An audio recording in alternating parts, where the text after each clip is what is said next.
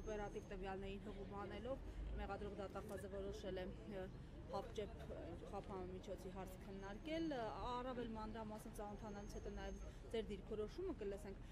բայց այս իրականության առնչվող համատեքստին անդրադառնանք, տեսակ 3 ավետիս էին տարածում ԿՊ-ական պաշտոնյաները, որ խաղաղությունը հասել է Երևան ռուսական ցորենի և ղազախական ցորենի տեսքով շուտով կհասնի, այս առնչությամբ ձեր դիտարկումները Բաքվից հնչող ագրեսիվ ռետորաբանության համատեքստ։ Ես ուղղակի չեմ կարող ինձ զսպել եւ ձեր մեջբերումը հղումը դատախազության արած օպերատիվ տվյալներին ուղղակի այս պահի դրությամբ այդ դրվագը չեմ կարող չմեկնաբանել, որովհետեւ ուղղակի անկեղծ չեմ լինի մեր հասարակության հետ, եթե չասեմ, որ ես գիտեմ այդ ինչ օպերատիվ տվյալ է։ Դուք էլ գիտեք այդ ինչ օպերատիվ տվյալ է։ Նիկոլի SMS-ն է։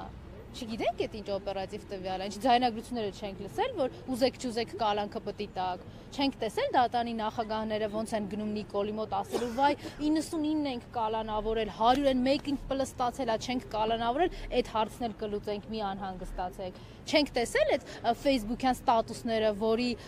ուղակի հրահանգավորումն ա եղել քննչական կոմիտեին, դատախազությանը եւ այդ ողջ իրավապահ Նիկոլա հպատակ համակարգին։ Էսա Հայաստանում հիմա օպերատիվ տվյալ, դատական ակտ, դրանք բոլորը Նիկոլի գրած SMS-ներն են, Նիկոլի արած